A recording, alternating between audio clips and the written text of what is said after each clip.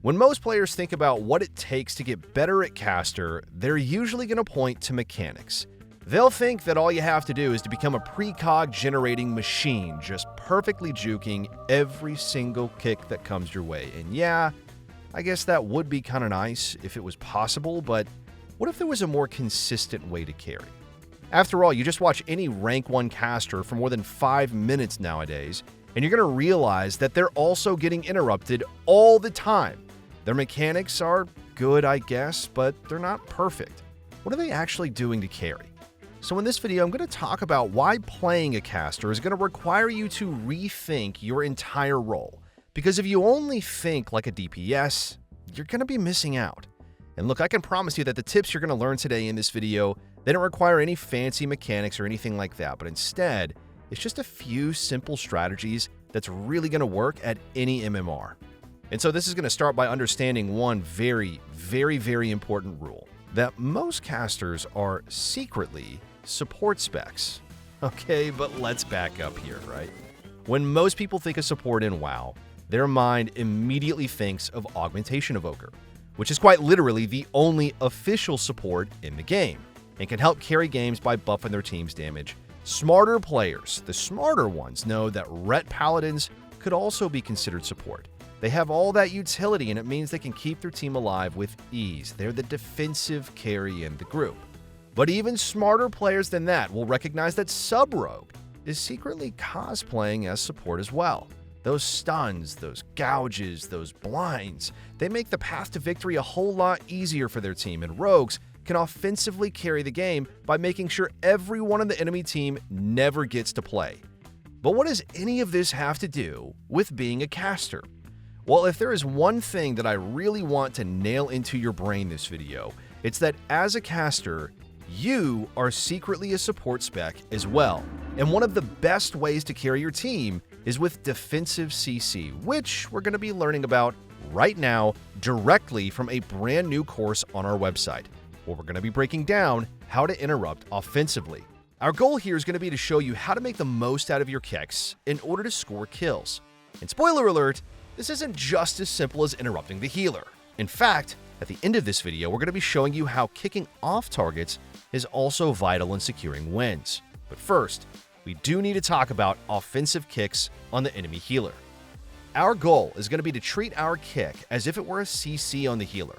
And just like CC, we need to remember that it's most effective when we already have momentum. Because of this, we really want to avoid pressing our kicks on the healer's cast if we really don't have pressure. Instead, we need to be more selective when we use our kicks on the healer. What we're looking for is a situation where the kill target is already low and our team has a decent amount of damage. Then, we want to be selective on what we kick, focusing on locking out either the Holy or Nature School, depending on the healer that we're up against. But to take this to another level though, we're going to need to look at how to use offensive interrupts on off targets by revisiting a clip from a recent tournament. Here, we're going to follow one of North America's best mages, Sam I Am, who currently has Ray of Frost ready while his rogue is setting up a kill on the Feral Druid. Currently, Sam is in the perfect goalie position, being in between the enemy healer and the kill target. From this position, Drake is out of range of his healer, which, as we showed in earlier videos, forces that healer to push into the center of the map. But we still have another issue to resolve here as well though, because the Ellie Shaman is also playing goalie but defensively and can still deny this kill, either with a lightning lasso or with a hex. But this is where an interrupt can be used offensively by Sam I Am on someone who is not the healer. And after landing a polymorph on the healer, Sam shifts his focus to that elemental shaman, locking out his hex cast, effectively denying those peels that could have saved the Feral. Sam I Am intentionally saved his kick for that particular moment, since by denying hex, he also removed all the shaman's utility options, including lightning lasso and grounding totem. Hey look, if you want to see more of that brand new caster course, it's only available at skillcap.com. A single membership unlocks thousands of guides for all of our games with videos on damage, playstyle positioning, and more. And as a SkillCap member, you're also going to get unlimited access to Arena Coach, which gives you personalized insight into your gameplay by pointing out the key mistakes that you don't even know you're making. All of this is covered by a no questions asked money-back guarantee. Just be sure to visit the exclusive discount link below to get started. Okay, but now let's zoom out once more because you obviously can't just win the game with defensive CC alone.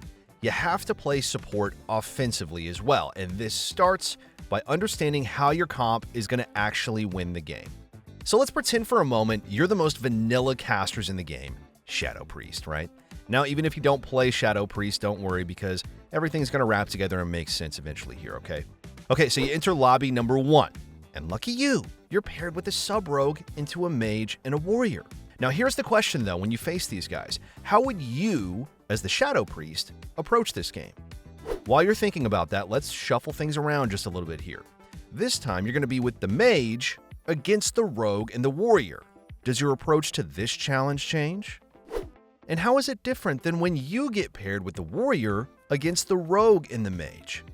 Well, let's go back to our original question here. When we're with the rogue, we really want to capitalize off of small, brief moments to burst. In this sort of comp, snappy control and big coordinated damage is going to be our win condition. But in our second lobby, that all changes. Playing with another caster is going to give us even more control, and that's going to allow us to win the game with spacing and positioning, but a little bit more on that later. Finally, in our third lobby that we talked about, our win condition is attrition. We're not going to out-control that rogue mage, but instead, we have to focus on slowing them down and being disruptive. One of the biggest mistakes that casters inevitably make is not fully understanding how to play around their partner. And pretty soon, we're going to be releasing a video on how to find your comp's win condition no matter what spec that you're playing, so please subscribe and watch that video when we drop it. But until then, no matter what comp you're playing, there is one golden rule that you do need to follow. Always push your advantage. Maybe you've heard that phrase floating around the internet before, but if not, it means recognizing when you're already in a situation to win and doing everything you possibly can to capitalize on that. So in the background right now, you're watching one of the fastest tournament wins in Smash Bros. History. It's pretty incredible, where Axe, the Pikachu here, is so far ahead that he's able to steamroll his opponent. When you already have a winning position, you have to maintain that. But what does Smash have to do with playing a caster in Solo Shuffle? Well, it means understanding your win condition is going to change dramatically based on who you're playing with. Are you going to win with burst? Are you going to win with positioning? Or is the path to victory going to have to be a strong defense? In other words, we have to choose the right weapon, and our options are going to be a rocket launcher, a machine gun, or a shield. When you're playing with a setup-based melee like a rogue or a windwalker, you know that periodically your partners are inevitably going to stun that enemy DPS, which gives you a vital time to freecast. In games like this, you push your advantage by syncing your burst with your partners during stuns. So let's take a look at this opener right here where Swapsy is playing with a sub-rogue. Notice how when the rogue stuns the hunter, Swapsy immediately starts blasting. He knows that he has a limited window to freecast, and now is the time to take advantage of that. In these setup-y, bursty comps, it's good to imagine if you have a rocket launcher just ready to fire. However, if you're playing with another caster, your weapon is going to change to a machine gun. Playing with another caster means that one of you ain't going to be having as much fun as the other for most of the game, and it's up to that other person to dictate momentum. So in this game, Raiku's mage is the primary target, which means that now Raikou must be the one who needs to apply pressure, constantly casting as much as he can while pressuring the healer with CC. So if you remember from our previous videos, this is what we would call playing goalie. Whenever you're left free, it becomes your responsibility to gain momentum for your team, which means constantly moving towards that enemy healer, zoning them out from their team. It's important that while you're doing this, playing goalie, you try and maintain distance from your other caster, since it's going to make it harder for the enemy team to swap. This is what we would call abusing spacing, and it's something that we also cover in our new course as well. In a perfect world, whenever you're playing with another caster, you should try and establish triangle positioning. By spreading apart, you make it harder for the enemy team to change targets while making sure everyone has clear LOS to everyone else.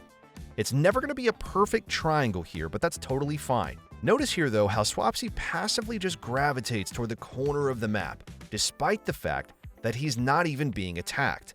From here, he can safely cast on all 3 of the targets at once while making it difficult for the enemy team to swap. And if they do, he's going to conveniently be in range of his port, so even if he does get attacked, he can easily establish that spacing once again. But once again, you're going to notice that he's barely moving here. Right now, he simply just needs to be a machine gun, maximizing pressure while his teammate is being attacked. And finally, when you're paired with another melee that isn't as bursty as a rogue or a Windwalker monk, your win condition becomes more attrition-based, which means slowing the enemy team down. Notice how, in this matchup that we're watching now, Jazz is primarily focused on peeling goes on his warrior.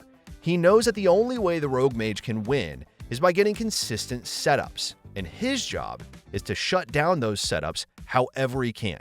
So instead of fighting this with a rocket launcher or a machine gun like in the previous examples, you're more or less a shield for your team, which is exactly where that defensive CC that we talked about earlier comes into play. We're trying to slow things down. In any case, knowing how to carry just means adjusting your playstyle to your partner. Now, of course, there are also massive nuances in how each and every spec plays individually. Things like class-specific mechanics that enable the game-winning plays. That is why we built skill caps all in one platform to make improvement easier than ever before for any caster. Our step-by-step courses teach you exactly what your goals are, how to execute your rotation efficiently, and how to handle all the high-pressure situations. And with our brand new coaching tool, we can analyze your gameplay through it and help you correct any of the major mistakes that you're currently making. And all of this comes with our fully custom UI, which highlights exactly what matters in the moment, making it easier to maintain key buffs and avoid CC. As always, everything is backed up by a no questions asked money back guarantee, which does promise that you will gain rating. Make sure to use the discount link below to get started. But for now, we want to thank you all for watching, and we'll see you soon.